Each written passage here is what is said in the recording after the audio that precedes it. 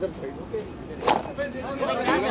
Side पे हो जाए भाई साइड ही है यार, साथ ठीक है चलो हो जाएगा। फीमेल का इधर काम नहीं है।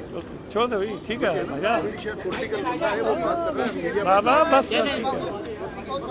ठीक है बाबा, बस बाबा ठीक है ठीक है ठीक है बाबा, एक फीट का फासला है। ओहो ठीक है अभी तो हाँ बस ठीक है है तो फिर बुर्का पहन के घूमो। ओके बाबा, बस ठीक है ना, ये तो कावड़ है। जी बिस्मिल्लाह सर, बिस्मिल्लाह।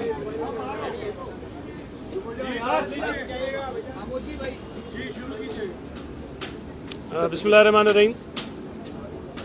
ये मेरे लिए बड़ी खुशी की बात होती है कि मैं शायद साल में कई मरतबा एक्सपो सेंटर आता हूँ और मुख्तलिफ़ एग्ज़िबिशन्स यहाँ लगती हैं, मुख्तलिफ़ सेक्टर्स की होती हैं और वहाँ बहुत बड़ी तादाद में ना सिर्फ ये कि ब्रांड्स आते हैं, स्टॉल्स लगते हैं, बल्कि कई एग्ज़िबिशन्स ऐसी होती हैं जिसमें पाकिस्तान के अलावा दीगर ममालिक से भी कंपनीज आती हैं और अपनी जो भी उनकी प्रोडक्शंस होती हैं, जो आइटम्स होते हैं वो यहाँ पर आकर उसको एग्ज़िबिट करते हैं।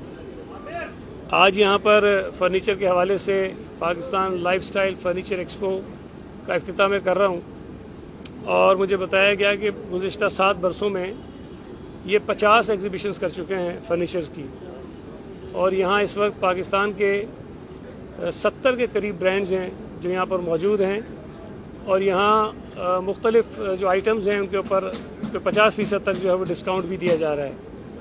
और जिस तरह माजी में हमने देखा है कि जब भी एग्ज़िबिशन इस तरह की लगती हैं उसमें कराची के लोगों का पार्टिसिपेशन जो है वो बहुत ज़्यादा होता है। बहुत बड़ी तादाद में कराची के शहरी यहाँ आते हैं और यहाँ से ख़रीदारी भी करते हैं। यहाँ बहुत सहूलत होती है कि एक ही छत के नीचे उन्हें मुख्तलिफ़ ब्रांड्स मिल जाते हैं, मुख्तलिफ़ क्वालिटीज़ मिलती हैं और मुख्तलिफ़ कीमत पर जो चीज़ें हैं उनको दस्तियाब होती हैं और फिर सोने पे सुहागा ये होता है कि सुपर अच्छा खासा डिस्काउंट भी उनको मिल जाता है। मैं ऑर्गेनाइजर्स को मुबारकबाद देता हूँ और उनकी काविशों को सराहता हूँ कि वो इस किस्म के इवेंट्स कर रहे हैं, मुस्तकिल कर रहे हैं और कामयाबी से कर रहे हैं। मेरी दुआ है कि अल्लाह ताला कराची में इसी तरह अमन कायम रखे और कराची के शहरियों के लिए इस किस्म की जो सरगर्मियाँ होती हैं वो चलती रहें ताकि ना सिर्फ ये कि हमारे जो कारोबारी तबका है, जो प्रोड्यूसर्स हैं आइटम्स के, उनके कारोबार को भी चार चांद लगें, वो भी लोगों से रूशनास हों और लोगों को भी दूसरी तरफ फ़ायदा ये है कि उन्हें एक छत के नीचे अच्छी कीमत पर अच्छी मयारी चीज़ें मिल जाती हैं। बहुत शुक्रिया। अच्छा सर, आदि ये जो सवाल है वो ये कि जो इस तरह की एग्जीबिशन हैं वो अमन व अमान से आपने रिलेट करी और वाकई में शहर की अमन व अमान की सूरत हाल जो है वो काफ़ी साजगार हुई है, जिसके बाद इस तरह की एग्जीबिशंस की तादाद में भी इजाफा हो रहा है। तो एक बिल था जो कि सिंध काबीना से भी मंजूर हुआ था आदि मुजरिमों की टैगिंग के हवाले से, वो बिल अब तक असम्बली से पास नहीं हो रहा था। देखिए, असम्बली में बिल जब आते हैं, जब कैबिनेट में बिल आते हैं तो उसके बाद असम्बली में बिल पेश की जाते हैं और मुख्तलिफ जो है बिल्स मुख्तलिफ कमेटीज़ के पास जाते हैं और अक्सर जो कमेटीज़ के इजलास होते हैं उसमें किसी वजह से कोई ताख़ीर ज़रूर हो जाती है, लेकिन वो इसलिए ज़रूरी होता है कि उसमें असम्बली के मेंबरान का भी जो इनपुट होता है वो शामिल हो जाता है और बिल के अंदर कुछ तरामीम भी तजावीज़ कर लेते हैं वो। तो मुझे एग्जैक्टली नहीं पता कि वो कमेटी में इस वक्त किस स्टेज पर है, लेकिन जो भी कानून साजी हमने की है, जो काविशें की हैं, एक बात तो तय है कि पूरे सूबा सिंध में जो क्राइम था वो काफ़ी हद तक कंट्रोल हुआ है, लेकिन अभी रिसेंटली कुछ स्ट्रीट क्राइम में इजाफा हुआ, लेकिन उस पर भी कोशिशें हो रही हैं और इंशाल्लाह ताला उस पर भी जल्द काबू पा लिया जाएगा। अच्छा सही भाई, ये बता दें खान साहब के मुतालबात जो है वो बढ़ते जा रहे हैं, इस हवाले से आप क्या कहेंगे? ख़ास तौर पे जो कल भी एक रिलीफ मिला है अदालत की तरफ से मरीम नवाज, और उसको भी वो डील का नतीजा करार दे रहे हैं और इसी तरह के कई और मुतालबात भी वो कर रहे हैं, तो आप क्या कहेंगे खान साहब की? देखिए, इमरान खान को मैं अभी से नहीं बल्कि पता नहीं कितने साल हो गए हैं, मेरा एक बड़ा फर्म बिलीव है। आमतौर पर मैं ये बात किसी भी पाकिस्तानी के लिए नहीं कह सकता, लेकिन चूँकि मुझे यकीन है इसलिए बात ही मैं बार बार कहता हूँ कि इस वक्त इमरान खान जो कुछ कर रहा है वो मुल्क दुश्मनी के सिवा कुछ नहीं है। इस मुल्क में सियासत करने की सबको इजाज़त है, सबको हक है और हर शख्स करता है, लेकिन उसका कहीं ना कहीं कोई रेड लाइन होती है कि हमने कहाँ तक जाना है और कहाँ जाकर हमें रुक जाना है। इमरान खान के लिए कोई रेड लाइन नहीं है।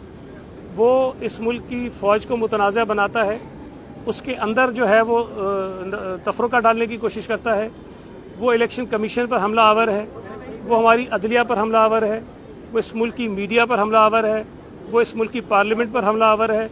عمران خان اپنی ذات سے آگے کسی چیز کو دیکھنے کو تیار نہیں ہے۔ عمران خان یہ چاہ رہا ہے کہ میں بچ جاؤں، باقی خدا نہ کرے پاکستان کو کچھ ہوتا ہے ہو جائے، اداروں کو کچھ ہوتا ہے ہو جائے، لوگوں کو کچھ ہوتا ہے ہو جائے، اس کی صحت پہ کوئی اثر نہیں پڑتا۔ ابھی یہ پرانی بات نہیں ہے کہ کچھ عرصہ پہلے ایک آپ نے آڈیو لیک سنی ہوگی جس میں سابق وزیر خزانہ عمران خان کے جو شوکت ترین تھے وہ اپنے صوبائی دو جو وزیر خزانہ تھے وزراء تھے ان کو یہ ہدایت دے رہے تھے کہ IMF کے ساتھ جو وفاقی حکومت کی ڈیل ہو رہی ہے اس کو روکنے کے لیے آپ یہ خط لکھیں ان کو کہ جو کمٹمنٹ صوبوں نے کی ہیں وہ ہم پوری نہیں کر سکتے ہیں۔ اس کے بعد ابھی جو کل پرسوں ایک آئی ہے لیک جس میں عمران خان اور اس کے جو پرنسپل سیکرٹری اعظم خان ہے وہ آپس میں بات کرتے ہوئے یہ کہہ رہے ہیں کہ سائفر کو اس طرح سے ہم نے پیش کرنا ہے کہ ہم نے کھیلنا ہے اس پر اور ہم نے لوگوں کو بیوقوف بنانا ہے، اور آپ نے دیکھا کہ وہ اس پر کھیلے اور پاکستان کی جو خارجہ پالیسی ہے اس کو اس نے داؤ پہ لگا دیا۔ اس قسم کے جو اقدامات ہیں وہ بنیادی طور پر جو حلف ہم اٹھاتے ہیں نا، دیکھیں میں سینٹ میں گیا، میں نے ایک حلف اٹھایا، میں UC کا ناظم بنا 2001 میں 2005 میں نے ایک حلف اٹھایا، میں پھر صوبائی اسمبلی کا رکن بنا، میں نے ایک حلف اٹھایا، میں جب وزیر بنا میں نے ایک حلف اٹھایا۔ عمران خان بھی اس طرح جب وزیر اعظم بنا، جب MNA بنا، اس نے ایک حلف اٹھایا تھا۔ اس حلف کے اندر واضح طور پر یہ درج ہوتا ہے کہ ہم اپنے ذاتی مفادات کو قومی مفادات پر ترجیح نہیں دیں گے، ہم اپنے قومی مفادات کو اپنے ذاتی مفادات پر ترجیح دیں گے، اور ہم کوئی ایسی چیز نہیں کریں گے جان کر یا انجانے میں بھی کہ جس سے ملکی مفادات کو نقصان پہنچتا ہو۔ اور اس میں یہ بھی ہے کہ میرے علم میں کوئی اگر ایسی چیز آئے جو خفیہ ہو اور جس کو باہر جانے سے ملک کو نقصان پہنچ سکتا ہو، میں اس بات کا اظہار کبھی کہیں نہیں کروں گا۔ جن عہدوں پر ہم فائز ہیں ہمارے سامنے بے شمار ایسی چیزیں آتی ہیں جو شاید عام طور پر پبلک کرنے کی ضرورت نہیں ہوتی، اس لیے کہ اس سے ملک کے مفاد کو نقصان پہنچ سکتا ہے۔ عمران خان نے ایک مرتبہ نہیں کئی مرتبہ لاتعداد مرتبہ جو ہے وہ تقریروں میں، پریس کانفرنسز میں، اپنے بیانات میں ایسی باتیں کی ہیں جو آفیشیل سیکرٹ ایکٹ کی خلاف ورزی ہے، اور عمران خان نے ملکی مفادات کو داؤ پہ لگایا ہے۔ عمران خان کے اوپر سپریم کورٹ کا فیصلہ ہے کہ اس نے آئین کی خلاف ورزی کی جب اس نے اسمبلیاں توڑی تھی، اس کے اسپیکر پر، اس کے ڈپٹی اسپیکر پر، اس کے صدر پاکستان پر۔ یہ سپریم کورٹ نے کہا کہ انہوں نے آئین کو وائلیٹ کیا ہے، لیکن یہ ایسا لاڈلا ہے کہ آئین کی خلاف ورزی کر لے اس سے کوئی نہیں پوچھتا، یہ اداروں کو لان تان کرے اس سے کوئی نہیں پوچھتا، یہ جو ہے لوگ یہاں فلڈ میں بیچارے برباد ہو رہے ہیں، پاکستان کے کوئی 3 کروڑ 30 لاکھ لوگ متاثر ہیں اور یہ اپنے تماشے لگا کے بیٹھا ہوا ہے، اس کو کوئی نہیں پوچھتا۔ شہباز گل پکڑا جاتا ہے جس سے واضح ہوتا ہے کہ عمران خان کا بیانیہ جو ہے فوج کے اندر تفرقہ ڈالنے کا وہ آگے چلا رہا تھا، اس پر عمران خان سے کوئی نہیں پوچھتا ہے۔ اگر یہ صورتحال رہے گی کہ اس کو آپ نے کھلی چھوٹ دی ہوگی، اور میں تو بار بار وفاقی حکومت سے مطالبہ کرتا رہا اس وقت سے جب سپریم کورٹ کا فیصلہ آیا تھا کہ عمران خان کے خلاف غداری کا مقدمہ ہونا چاہیے، اس لیے کہ اس نے آئین پاکستان کو توڑا ہے، آئین پاکستان کو توڑنے پر آرٹیکل 6 کے تحت مقدمہ ہوتا ہے اور اس پر غداری کا مقدمہ چلتا ہے، عمران خان پر آج تک نہیں چلا ہے۔ تو یہ تمام چیزیں اگر ہم چھوڑ دیں گے کہ وہ اور اس کا پرنسپل سیکرٹری پاکستان کے مفادات کو تہس نہس کرنے کے لیے اپنی سیاسی جو ساکھ ہے اس کو آگے بڑھانے کے لیے کھیلیں، اس پہ کوئی نہ پوچھیں گے۔ وہ IMF کو کوشش کرے گا کہ معاہدہ نہ ہو، اس کا نقصان شہباز شریف کو نہیں ہوتا، اس کا نقصان بلال بھٹو زرداری کو نہیں ہوتا، اس کا نقصان پیپلز پارٹی یا نون کے لوگوں کو نہیں ہوتا، اس کا نقصان پوری پاکستانی قوم کو ہوتا، پاکستان کی معیشت کو ہوتا، اور ان لوگوں کو بھی ہوتا جو PTI کے ووٹرز ہیں۔ لیکن وہ عجیب آدمی ہے، اور میں تو کہتا ہوں نا کہ اس وقت وہ ذہنی طور پر مفلوج ہے، وہ اس قابل نہیں ہے کہ وہ پاکستان کی سیاست میں آگے بڑھ سکے۔ اس کے خلاف قانون کے مطابق کارروائی ہونی چاہیے، غداری کا مقدمہ چلنا چاہیے، آفیشیل سیکرٹ ایکٹ کے تحت مقدمہ چلنا چاہیے، اس کو جیل میں ڈالنا چاہیے جس طرح یہ اپنے مخالفین کو جھوٹے مقدمہ میں ڈالتا رہا ہے۔ یہ لاڈلا جو ابھی آپ نے کہا کہ لاڈلے ہیں، تو لاڈلے اب کوئی اور ہو گئے؟ کیونکہ کل ڈار سے آپ 3 دن پہلے پاکستان آ چکے ہیں، اب وہ ڈیل کر آئے یا جو کچھ بھی بات طے کر آئے، مریم صاحب کے کیسز جو ہیں وہ ختم ہو رہے ہیں، تو اب کیا میئر صاحب بھی واپس آئیں گے اور لاڈلے اب تبدیل ہو گئے؟ دیکھیں، اگر تو ماضی میں عدالتوں نے زیادتیاں کی ہیں اور غلط فیصلے کیے ہیں، اور یہ میں نہیں کہتا، یہ تاریخ ہماری کہتی ہے، अगर उन गलतियों का कोई दूसरा जज आकर अजाला करता है तो उसको आप लाडलापन नहीं कह सकते हैं। लाडलापन तो ये होता है ना कि मुल्क का कानून कुछ कहता हो, मुल्क का आइन कुछ कहता हो, लोगों की राय कुछ हो, लेकिन फैसले कुछ और हो रहे हो। कौन ये नहीं जानता कि 2018 के इंतखाबात में इमरान खान को ज़बरदस्ती जितवाया गया? हर शख्स जानता है। कराची में आप बैठे हैं, आपको नहीं पता कराची का रिजल्ट किस तरह आया था। इसी तरह अदालतों के ज़रिए अपने मुखालिफिन की ज़िंदगियाँ उनके ऊपर तंग की गई। कौन नहीं जानता कि नैब के चेयरमैन को वो तैयबा गुल की वीडियो दिखा कर ब्लैकमेल किया गया और उसके ज़रिए अपने सियासी मुखालिफिन पर मुकदमात बनाए गए। ये सारी रिकॉर्ड पर चीज़ें मौजूद हैं। आज अगर उन गलतियों की करेक्शन हो रही हो तो आप ये नहीं कह सकते कि कोई लाडला है। हम ये नहीं कह रहे कि आज की इस्टेब्लिशमेंट हमें इलेक्शन जितवाए। हम ये नहीं कह रहे कि आज की इस्टेब्लिशमेंट जो माजी में सियासी किरदार अदा करती रही है वो किरदार अदा करे। हम ये नहीं कह रहे कि अदालतें हमें फैसिलिटेट करें और हमारे लिए रास्ता साफ करें। हम तो सिर्फ ये कह रहे हैं कि अगर नैब को इस्तेमाल करके इमरान खान ने गलत मुकदमात बनाए थे तो उन गलत मुकदमात को करेक्ट होना चाहिए, उन गलतियों का, उन ज्यादतियों का अजाला होना चाहिए।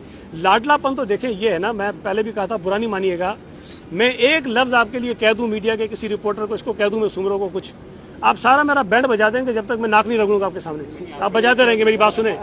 इमरान खान ने क्या कहा एक चैनल को छोड़ के? बोला सारे किराए के टट्टू हैं। आप फिर भी उसको सारा दिन दिखाते हैं, झूठ बोलता है, गालियां देता है, बकवास करता है, आप दिखा रहे हैं।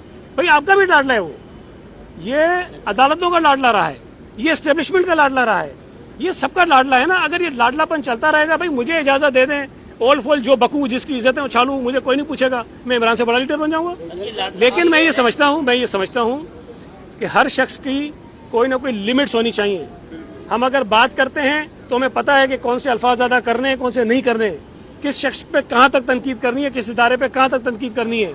मेरी जाती इख्तलाफात लाख हो सकते हैं, लेकिन कुछ इदारों का जो वकार होता है वो हमें नजर में रखना पड़ता है। इमरान खान की नजर में अपनी जात से बढ़ के कुछ नहीं है।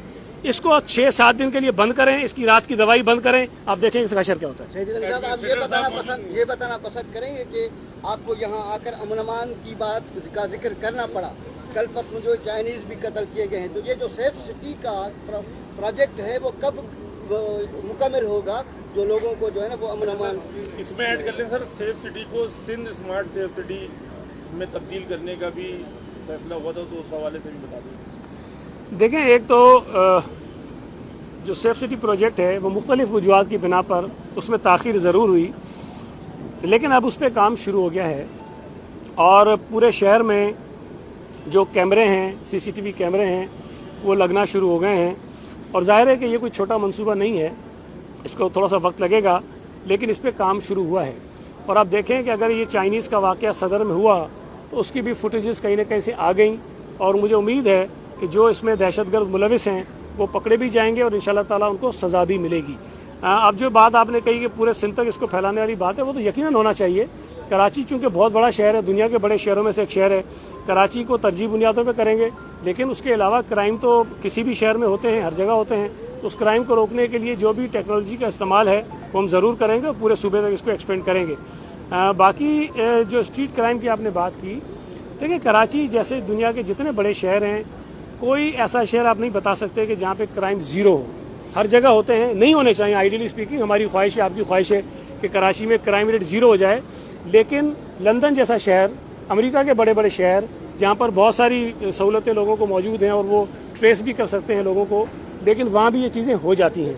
हम अभी उन तमाम दुनिया के बड़े ममालिक से बहुत पीछे हैं, लेकिन एक चीज़ है कि अक्सर मकामात पर इस किस्म के जो दहशतगर्दी के वाक़यात हुए हैं, सिंध पुलिस ने, रेंजर्स ने, इंटेलिजेंस एजेंसीज ने उनको ट्रेस आउट किया है, जो मुलजिम थे उनको पकड़ा है और उनके खिलाफ कोर्ट्स में उनको केसेस लेकर गए। सईदीन साहब, इमरान इस्माइल समेत पीटीआई के तमाम रहनुमा ये इल्ज़ाम लगा रहे हैं कि हम ये मुसलसल कह रहे थे कि NRO 2 आने वाला है, अब NRO 2 नाफिज हो चुका है, जिसकी वजह से चोर डाकुओं की जमानतें हो रहे हैं, वो रिहा हो रहे हैं। इस पर आप क्या कहेंगे? ये जो अलीमा खान ने अपनी जायदाद छुपाई थी जो अमेरिका में थी अरबों रुपए की, और उसने FBI के सामने जाहिर नहीं की, जब वो बात खुली तो साकिब निसार ने जब उसको मौका दिया कि FBI के सामने जुर्माना अदा करके अपनी सारी प्रॉपर्टी को वो लीगलाइज करा ले, क्या वो NRO नहीं था? क्या इमरान खान ने اپنے دور میں جب وہ کہتا تھا کہ ایمنسٹی لینے والے ڈاکو ہوتے ہیں، یہ عمران خان کہتا تھا۔ عمران خان نے بھی ایمنسٹی لی خود مشرف کے دور میں، علیمہ خان نے بھی ایمنسٹی لی، اور پھر جب عمران خان حکومت میں تھا تو ایک مرتبہ نہیں، پتہ نہیں 3-4 مرتبہ مختلف سیکٹرز کو مختلف اوقات میں اس نے ایمنسٹیز دیں، اور اس میں پی ٹی آئی کے کئی لوگوں نے ان ایمنسٹی اسکیمز کے ذریعے اپنے کالے دھن کو سفید کروایا۔ کیا وہ این آر اوز نہیں تھے؟ یہ تو وہ چیزیں ہیں جس کو ثابت کیا جا سکتا ہے۔ ابھی ایک اسٹوری اور چل رہی ہے نا کہ پتہ نہیں کتنے ہزار ایکڑ یا کنال جو زمین ہے پنجاب میں، ان کی کوئی دوسری بہن ہے، ان کو دی گئی، چونکہ وہاں پہ کوئی ایک پروجیکٹ تھا، اس پروجیکٹ کا ان کو پتا تھا تو انہوں نے زمینیں وہاں سے اٹھانا شروع کر دی، زبردستی لوگوں سے لینا شروع کر دی، اور وہ چند کروڑ میں جو زمینیں اٹھائی ہیں ان کی قیمت اربوں روپے میں ہو جائے گی۔ وہ جو ان کا وسیم اکرم پلس تھا بوزدار، اس کے دور حکومت میں ان کے ذریعے ساری چیزیں ہوئی ہیں، اور اگر عمران خان حکومت میں ہوتا اس بہن کو بھی این آر او دے دیا جاتا۔ عدالت کے ذریعے جو فیصلے آج ہو رہے ہیں، دیکھیں اگر تو عدالتوں کے اوپر اثر و رسوخ ہوتا پیپلز پارٹی کا یا آج کی حکومت کا، تو آج بھی عمران خان کو جو ریلیف مل رہی ہے وہ نہیں مل رہی ہوتی۔ مجھے بتائیے کہ شیریں مزاری کو اگر رات کو پکڑتے ہیں، چھوٹا سا معمولی کیس تھا، رات کو عدالت لگتی ہے۔ عمران خان کے حامی کسی اینکر کو اگر کوئی کیس بنایا جاتا ہے، پکڑا جاتا ہے، تو رات کو عدالت لگتی ہے۔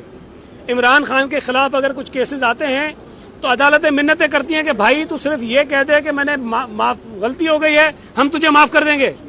عمران خان کو مطلب فورس کر کے، کسی طرح مجبور کر کے، منت ترلے کر کے اس سے معافی کروائی گئی تاکہ اس کو معاف کر دیں کنٹیمپٹ کے کیس میں۔ او بھائی یہ سہولتیں یوسف رضا گیلانی کو تو نہیں ملی، نہال ہاشمی کو تو نہیں ملی، دانیال عزیز کو تو نہیں ملی۔ یہ سہولتیں جب عمران کے مخالفین کو نہیں ملی تو انصاف کا تقاضا تو یہ تھا کہ جس طرح ٹریٹ کیا گیا تھا عمران خان کے مخالفوں کو عدالت میں، اسی طرح سے عدالت کو پی ٹی آئی کے لوگوں کو ٹریٹ کرنا چاہیے تھا۔ آج بھی عدالت کا جو رویہ ہے پی ٹی آئی کے ساتھ یا عمران خان کے لوگوں کے ساتھ وہ مختلف ہے۔ ایک سٹنگ جج کو اس نے دھمکیاں دیں، عدالت نے دہشت گردی کا جو دفاع دی اس میں سے نکال دی ہے۔ یہ دہشت گردی کے قانون میں لکھا ہوا ہے کہ سرکاری ملازم کو دھمکی دینا دہشت گردی میں آتا ہے، لیکن عدالتوں نے دے دی اس کو۔ تو کیا اس کو آپ کچھ اور کہیں گے؟ تو میں یہ سمجھتا ہوں کہ اگر کسی کے ساتھ نیب نے، عدالت نے، کسی اور ادارے نے زیادتی کی تھی ماضی میں اور اس کی کریکشن ہو رہی ہے تو اس کو این آر او نہ کہیں۔ جو سہولتیں عمران خان نے، جو بینیفٹس عمران خان نے اپنے لوگوں کو دیے ہیں اس کو کہیں۔ سوال یہ پیدا ہوتا ہے، دیکھیں میں ہر دفعہ پوچھتا ہوں، آپ پی ٹی آئی کے کسی آدمی سے سوال تو اٹھائیں نا، عمران خان کا ذریعہ معاش کیا ہے؟ عمران خان نے اپنی 65 سالہ زندگی میں اتنا نہیں کمایا جتنا وزیر اعظم بننے کے بعد 4 مہینے میں اس نے کمایا ہے۔ 4 مہینے میں۔ بھائی سوال تو اٹھتا ہے نا کہ تمہارے پاس 65 سال میں جتنا آمدنی نہیں تھی وہ 4 مہینے میں آمدنی کیسے ہو گئی؟ اگر توشہ خانے پہ ڈاکہ مارا ہے، اگر توشہ خانے پہ کیس زرداری صاحب پر بن سکتا ہے، یوسف رضا گیلانی پر بن سکتا ہے، نواز شریف پر بن سکتا ہے، جنہوں نے توشہ خانے سے چیزیں لے کر بیچی نہیں ہیں، عمران خان نے وہ چیزیں لے کر بیچی ہیں اور عمران خان پر ثابت ہوئی ہیں اور عمران خان مانتا ہے۔ اگر اس پر کوئی عدالت اس کو معاف کر دے تو پھر میں اس پہ سوال اٹھانے پر تو مجھے حق ہے نا کہ باقی لوگوں پر تو مقدمات چلتے ہیں، عمران خان کو معافی مل جاتی ہے۔ عمران خان نے بہت زیادہ لوٹ مار کی ہے، عمران خان کے اثاثوں میں پتہ نہیں کئی ہزار گنا جو ہے وہ اضافہ ہوا ہے۔ عمران خان مجھ سے کم انکم ٹیکس دیتا رہا ہے، میں بالکل مڈل کلاس کا آدمی ہوں، میرے ٹیکس ریٹرنز دیکھیں پچھلے 8-10 سال کے، عمران خان کے دیکھیں، میرا ٹیکس اس سے زیادہ ہوگا۔ عمران خان نے اگر کچھ کیا ہے میرے بھائی تو سوال بالکل ہونا چاہیے، اور میں آپ کو بتا دیتا ہوں، میں ہمیشہ کہتا ہوں عمران خان کا جو ٹولہ ہے نا وہ بین الاقوامی جگادری ہیں، بین الاقوامی جگادری ہیں، اور اس کے اندر بڑی لوگوں کی تعداد ہے۔ اچھا سر، تھینک یو۔ ایڈمنسٹریٹر کی تعیناتی کے حوالے سے بتاتے ہیں کہ مستعفی ہوئے ہیں مرتضی وہاب صاحب، اور کراچی کے جو منصوبے ہیں مختلف اور جو بلدیاتی جو کام ہیں، اقدامات ہیں جو نہیں ہو پا رہے ہیں، تو اس حوالے سے کیا سندھ حکومت کا فیصلہ کوئی ہے کہ ان کا استعفیٰ منظور ہوگا، کوئی نیا ایڈمنسٹریٹر تعینات ہوگا؟ دیکھیں ایک تو یہ ہے کہ اگر ایڈمنسٹریٹر کچھ دنوں کے لیے اپنی جگہ نہ بھی ہوں तब भी जो काम चल रहे होते हैं वो चल रहे होते हैं, इसलिए कि अकेला एडमिनिस्ट्रेटर उन कामों को नहीं चलाता, पूरा मैकेनिज्म है, पूरा इदारा है, KMC का इदारा मौजूद है। और देखें शहर में सारे काम हो रहे हैं, काम कोई नहीं रुका है। उन्होंने इस्तीफ़ा दिया है, अभी गालिबन चीफ मिनिस्टर साहब ने उनका इस्तीफ़ा कबूल नहीं किया, लेकिन ज़ाहिर है अब इलेक्शन में वैसे ही 1 महीना रह गया है, और इलेक्शन जब हो जाएंगे तो एक मुंतखब जो है मेयर कराची आ जाएगा और उसके बाद वो चीज़ों को आगे चलाएगा। अब उन्होंने जो इस्तीफ़ा दिया है उसकी वजूहत आपके सामने उन्होंने रखी थी, लेकिन इससे कोई ख़ास फ़र्क नहीं पड़ता कि एडमिनिस्ट्रेटर अपनी जगह मौजूद हो ना मौजूद हो, तो काम उससे रुकेंगे, और अगर वो नहीं होंगे, इस्तीफ़ा उनका कबूल हो जाएगा, तो किसी और को जो है उनकी जगह लगा दिया जाएगा।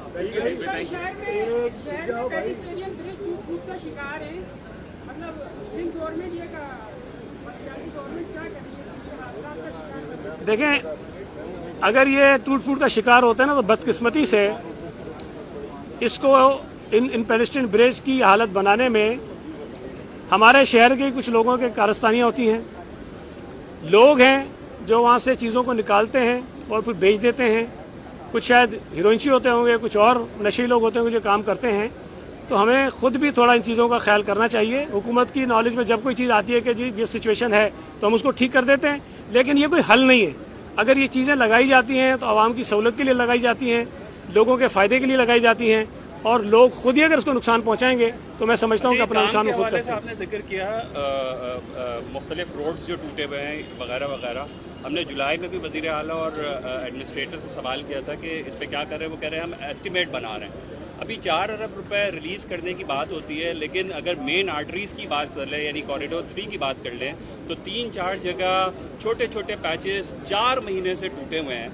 तो इस तरफ या फिर दूसरी जगहों की भी बात की जाए, यानी पूरे रोड तो अलग बात जो कि सेंट्रल में उखड़े हुए हैं, लेकिन ये छोटे छोटे स्पॉट 4-4 महीने से नहीं बन रहे हैं। 4 अरब रुपए गए कहाँ, या अगर रिलीज हुए तो कहाँ खर्च हो रहे हैं? देखें अभी इस वक्त जो है कराची शहर में मुख्तलिफ मकामात पर ये काम हो रहे हैं, और ये आप नहीं कह सकते कि नहीं हो रहा काम, लेकिन चूँकि सड़कें बहुत ज़्यादा ख़राब हुई, 2 महीने मुसलसल बारिशें होती रही हैं, ख़राब होने वाली सड़कों की तादाद बहुत ज़्यादा है, तो ये तो मुमकिन नहीं है कि हम चुटकी बजाएं और सारी सड़कें बन जाएं। लेकिन ये मैं आपको ज़रूर यकीन दिलाता हूँ कि आहिस्ता आहिस्ता ये सारी सड़कें बन जाएंगी, और ये कोई चंद महीनों की बात नहीं है, अल्लाह ने चाहा तो चंद हफ्तों में बनेगी। और इसके लिए जो प्रॉब्लम आती थी हमने उसका भी रास्ता निकाला कि ये आपको पता ना बहुत बड़ा टेंडरिंग का एक प्रोसेस होता है और उसके अंदर बड़े मसाइल आते हैं, बड़ा वक्त लगता है। तो हुकूमत सिंध ने, काबीना ने ये इजाज़त दी एमरजेंसी की बुनियाद पर ये काम करवाया जाए, और बहुत सारे सेपरा के जो रूल्स थे उसको हमने उसमें नरमी भी की ताकि काम जल्दी हो सके, और वो काम हो रहा है, और जो चीज़ें रह गई इंशाल्लाह ताला वो भी जल्द हो जाएंगी। Thank you. आखिरी सवाल ले लें, बड़ी देर से लाडला खेल रहे हैं आप लोग। एक लाडले को आपने भी इस शहर में और सूबे में NRO दे रखा है, जो अब आपके भी कंट्रोल से बाहर चला गया है, उसका नाम है डेंगू मच्छर। सर आपकी हुकूमत क्या कर रही है? गरीब आदमी मर गया, अस्पतालों में जगह नहीं है, पेनाडोल गायब हो गई, 2 रुपए की गोली 300 का पत्ता मिल रहा है। देखें मैं आपसे एक गुजारिश, मुहिम भी बंद है सर, एक मैं आपसे गुजारिश करूँ। एक तो डेंगू मसला है, लेकिन जो आप कह रहे हैं सिर्फ कराची में ऐसा नहीं है। डेंगू की वबा जो है बदकिस्मती से पूरे पाकिस्तान में है, और पूरे पाकिस्तान को अपनी लपेट में लिया हुआ है। बड़ी ख़तरनाक और संगीन बात है ये। देखिए डेंगू पिछले कई सालों से पाकिस्तान में मुख्तलिफ, ये जो महीने कुछ आते हैं, सीज़न होता है, उसमें होता है, और स्प्रे करने से डेंगू का मुकम्मल ख़ात्मा नहीं होता।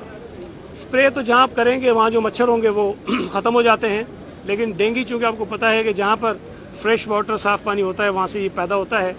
तो हमेशा पहली कोशिश तो ये की जाती है कि जहाँ जहाँ जिस मकाम पर पानी मौजूद है उस पानी को साफ़ किया जाए, उसको खुश्क किया जाए, ताकि डेंगू जहाँ से पैदा होता है उसकी जो पैदाइश है उसको रोका जाए, उसकी तादाद को कंट्रोल किया जाए। दूसरा, हॉस्पिटल्स में ज़ाहिर जो सेकंड स्टेज होती है कि लोग जो बीमार हो जाते हैं उनको सहूलतें दी जाएं, वो एक बहुत चैलेंज होता है कि जब पेशेंट्स की तादाद बढ़ती है उस वक्त हॉस्पिटल्स के ऊपर दबाव आता है। ये जो यहाँ पर एक नीपा चौरंगी पर कोविड के दिनों में एक इन्फेक्शियस डिजीज़ हॉस्पिटल बनाया गया था, उसको भी डेंगू के लिए इस वक्त कन्वर्ट किया गया है, और बहुत बड़ी तादाद में वहाँ डेंगू के पेशेंट्स जाते हैं और उनको मुफ्त इलाज की सहूलत दी जाती है। बाकी हॉस्पिटल्स में भी सहूलत मौजूद है। ये कोशिश हम कर रहे हैं, लेकिन मेरी गुजारिश होगी कि हुकूमत अपना काम कर रही है, लेकिन तमाम शहरी جہاں جہاں صاف پانی اگر گھر میں گلی میں محلے میں ان کے موجود ہے کوشش کریں کہ اس پانی کو خشک کریں ان جگہوں کو خالی کریں تاکہ اس مچھر کے پیدا ہونے کے جو مقامات ہیں اس کو ہم روک سکیں تھینک یو